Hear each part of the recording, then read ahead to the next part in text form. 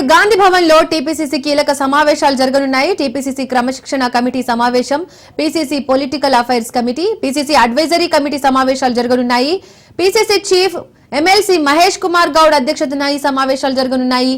ఈ సమావేశాల్లో స్థానిక సంస్థల ఎన్నికల్లో పార్టీ అనుసరించాల్సిన వ్యూహం, పార్టీ సంస్థాగత నిర్మాణం, రాష్ట్ర ప్రభుత్వం ఏడాదిన్నర కాలంలో చేపట్టిన అభివృద్ధి సంక్షేమ పథకాలను విస్తృతంగా ప్రజల్లోకి తీసుకెళ్లడం, కులగణన, ఎస్సీ వర్గీకరణ అంశాలపై చర్చించనున్నారు. మధ్యాహ్నం తర్వాత టీపీసీసీ నూతన ఉపాధ్యక్షుడు, ప్రధాన కార్యదర్శుల సమావేశం జరగనుంది. అలాగే కొత్తగా నియమితులైన నేతలకు నియామక పత్రాలు అందజేయనున్నారు. సమావేశంలో AICC in charge Meenakshi Natarajan, CM Revanth Reddy, deputy CM Bhatti Vikramarka, AICC రాష్ట్ర కార్యదర్శి విశ్వనాథన్, రాష్ట్ర మంత్రులు, డీసీసీ అధ్యక్షులు పాల్గొంటారు.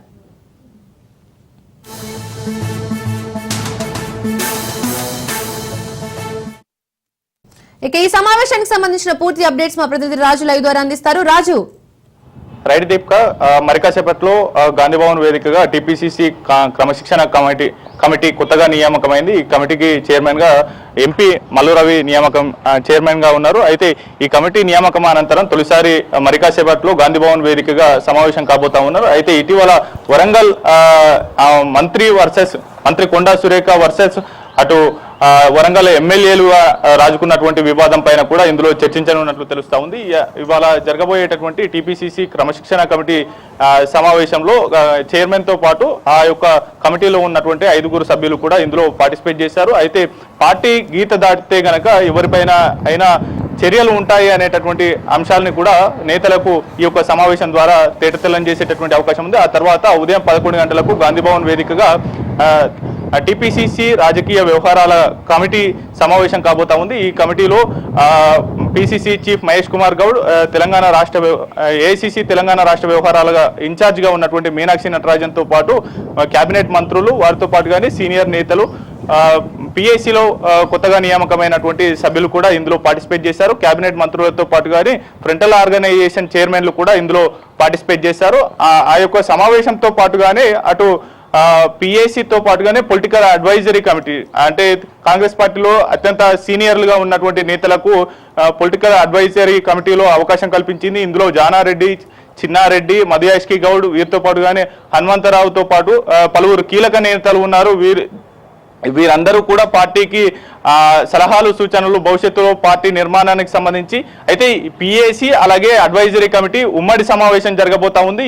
ఈ సమావేశానికి సీఎం రేవంత్ రెడ్డితో పాటు deputy CM Bhatti Vikramarka, cabinet మంత్రులు, ఏఐసీసీ తెలంగాణ రాష్ట్ర వ్యవహారాల ఇన్ఛార్జ్ మీనాక్షి నటరాజన్తో పాటు తెలంగాణ సెక్రటరీలు కూడా, ఏఐసీసీ సెక్రటరీలు కూడా ఇందులో పార్టిసిపేట్ చేయబోతా ఉన్నారు. ప్రధానంగా ఇందులో 4 అంశాల మీద ప్రధానంగా చర్చించబోతా ఉన్నారు. పార్టీ బలోపేతం, స్థానిక సంస్థల ఎన్నికల అనుసరించాల్సినటువంటి వ్యూహాలు, పార్టీలో ప్రస్తుతం క్షేత్రస్థాయిలో పార్టీ బలాబలాలు ఏ విధంగా ఉన్నాయి అనేటటువంటి అంశాలతో పాటుగానే ఏడాదిన్నర పాలనలో కాంగ్రెస్ ప్రభుత్వం తీసుకువచ్చినటువంటి సంక్షేమ అభివృద్ధి కార్యక్రమాలను జనంలోకి ఏ విధంగా తీసుకువెళ్లాలనేటటువంటి అంశానికి సంబంధించి ఇందులో చర్చ జరగనుంది. దాంతో పాటుగానే తెలంగాణలో కాంగ్రెస్ ప్రభుత్వం ఏర్పడిన అనంతరం అసెంబ్లీ సాక్షిగా అటు బీసీ కులగణన రాష్ట్ర వ్యాప్తంగా నిర్వహించింది.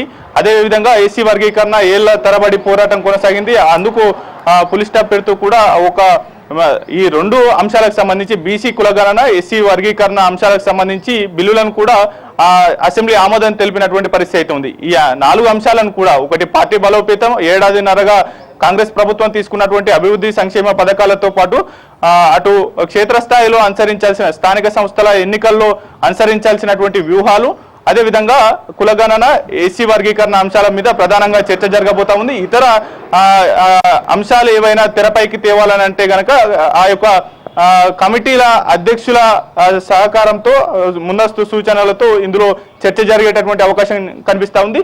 టీపీసీసీ అనుబంధ కమిటీలు నియామకం అనంతరం తొలిసారి ఈ యొక్క సమావేశాలు కాబోతా ఉన్నాయి. ఆ అనంతరం ఈ సమావేశాలు ముగిసిన అనంతరం ఇవాళ సాయంత్రం వేళలో టీపీసీసీ నూతన ప్రధాన కార్యదర్శులు అలాగే టీపీసీసీ ఉపాధ్యక్షులకు నియామక పత్రాలు అందజేయబోతా ఉన్నారు. ఇప్పటికే గాంధీభవన్ వేదికగా పెద్ద ఎత్తున ఏర్పాట్లు చేశారు. ఆ యొక్క నియామక పత్రాలతో పాటుగానే కాంగ్రెస్ పార్టీకి సంబంధించినటువంటి నియమ నిబంధనలతో కూడినటువంటి కాంగ్రెస్ పార్టీ రాజ్యాంగాన్ని కూడా అందించబోతా ఉన్నారు.